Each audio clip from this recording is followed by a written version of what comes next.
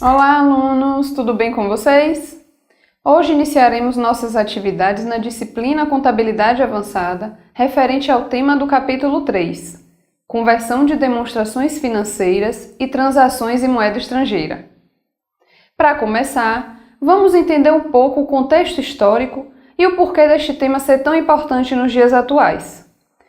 A rápida disseminação da informação, dada pelo avanço tecnológico dos meios de comunicação e de informação, possibilitou, entre outros fatos, que as relações na sociedade não se deem mais apenas em esferas locais, mas em escala mundial, que é o que chamamos de globalização. Por exemplo, as empresas que estão expandindo seus negócios para outros países são as chamadas multinacionais, que se configuram em evidências de uma economia mundial globalizada. E isto tem acontecido cada vez mais frequentemente, como podemos perceber com várias empresas brasileiras. A exemplo da construtora Norberto Odebrecht, da Gerdau, Votorantim, OAS, da Tigre, Marco Polo, da Andrade Gutierrez, da Embraer e da Alpargatas, que são as atuais donas das nossas conhecidas Havaianas. Para isso, é necessário que as informações geradas por estas empresas sejam adequadas aos seus diversos usuários, entre eles os investidores, que podem ser nacionais ou estrangeiros, e os potenciais investidores também. Então, considerando que as demonstrações contábeis são um dos principais instrumentos de disseminação de informações de qualquer empresa, tanto por seus administradores quanto para os atuais e potenciais investidores, a necessidade de se comparar estas informações fez surgir a conversão das demonstrações contábeis. Converter demonstrações contábeis nada mais é, portanto, do que apresentar em moeda funcional, que geralmente é a mesma moeda local, as operações no exterior ou operações realizadas em moeda estrangeira. Por exemplo, quando a empresa faz uma exportação em dólares, ela não pode informar no balanço essa operação em dólares, mas deverá informar em reais, que é a moeda local do Brasil. E é provável que essa moeda funcional seja a moeda da empresa. Para isso, ela deve fazer a conversão dos dólares para reais mediante a aplicação da taxa de câmbio. A necessidade dessa conversão das demonstrações contábeis se dá pelo fato de que a empresa controladora de uma multinacional, por exemplo, precisa que os demonstrativos contábeis das suas subsidiárias, que estão localizados em países diferentes do país sede, estejam não somente uniformes nas práticas contábeis, mas também em uniformidade com a moeda do país sede. E de que forma as empresas podem manter as atividades em moeda estrangeira? Elas podem fazer isso por meio de transações que realizem em moeda estrangeira ou por meio de operações no exterior.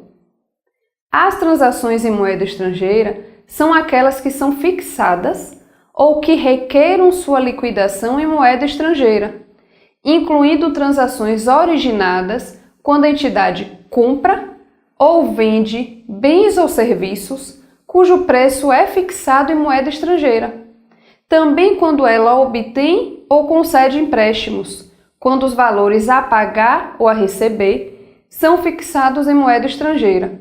Ou de alguma outra forma, ela adquire e se desfaz de ativos ou assume ou liquida passivos fixados em moeda estrangeira.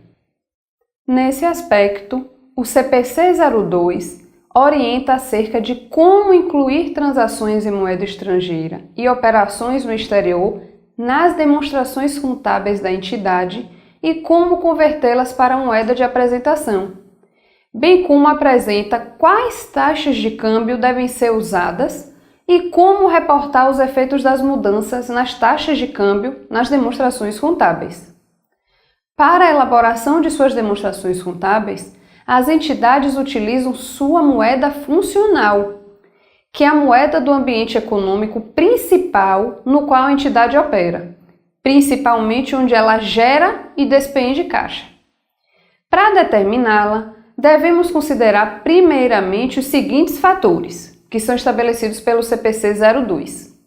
A moeda que mais influencia os preços de bens e serviços, a moeda do país cujos regulamentos mais influenciam na determinação dos preços de venda de seus produtos e serviços, e a moeda que mais influenciam a mão de obra, material e outros custos de sua produção. Caso esses fatores não evidenciem claramente qual deve ser a moeda funcional da entidade, deve-se analisar ainda outros fatores, como a moeda na qual são obtidos recursos financeiros e a moeda em que são recebidos os valores de atividades operacionais. Geralmente, a moeda local funciona como uma moeda funcional da empresa, salvo nos casos em que nenhuma dessas condições citadas seja satisfeita. Além disso, em caso de dúvida, prevalecerá a moeda local. Para a realização dos procedimentos de conversão das demonstrações contábeis, nós segregamos os itens monetários dos itens não monetários, pois eles serão convertidos a diferentes taxas, conforme determinado pelo CPC 02. Mas o que seriam esses itens? Itens monetários são o direito a receber ou a obrigação de entregar um número fixo ou determinável de unidades de moeda, e estão sujeitos à perda do poder aquisitivo. Como exemplo, temos a conta caixa, bancos, aplicações financeiras e contas a receber. Os itens não monetários, por sua vez, são a ausência desse direito de receber ou da obrigação de entregar um número fixo ou determinável de unidades de moeda, como, por exemplo, aluguéis antecipados, estoques e adiantamentos concedidos a fornecedores de mercadorias.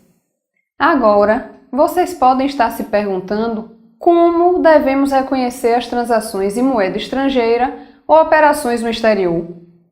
A resposta para este questionamento é bastante simples. Inicialmente, elas devem ser reconhecidas pela moeda funcional da empresa, mediante a aplicação da taxa de câmbio à vista na data da transação. E essa data da transação é a data a partir da qual a transação se qualifica para fins de reconhecimento, de acordo com as práticas contábeis adotadas no Brasil. Bem, nós vimos agora como devem ser reconhecidas inicialmente as transações em moeda estrangeira ou operações no exterior. Mas e ao final de cada período? Como elas devem ser reportadas? Os valores se mantêm? São ajustados? O que acontece? É bem simples, vejamos. Ao término de cada período de reporte, os itens monetários em moeda estrangeira devem ser convertidos utilizando-se a taxa de câmbio de fechamento, enquanto que os itens não monetários, que são mensurados pelo custo histórico em moeda estrangeira, devem ser convertidos utilizando-se a taxa de câmbio vigente na data da transação. E os itens não monetários, que são mensurados pelo valor justo em moeda estrangeira, devem ser convertidos utilizando-se as taxas de câmbio vigentes nas datas em que o valor justo for mensurado. Simplificando, para as transações em moeda estrangeira, devemos ter em mente que os saldos devem sempre estar atualizados de acordo com a última taxa de câmbio, ou seja, no momento inicial da transação, o valor em reais deve ser equivalente ao valor da moeda estrangeira multiplicada pela taxa de câmbio da data da transação. A partir daí, a cada movimentação, o saldo deve ser atualizado. Então, nos fechamentos de período e nos pagamentos ou recebimentos, devemos fazer a atualização de acordo com a taxa de câmbio do dia.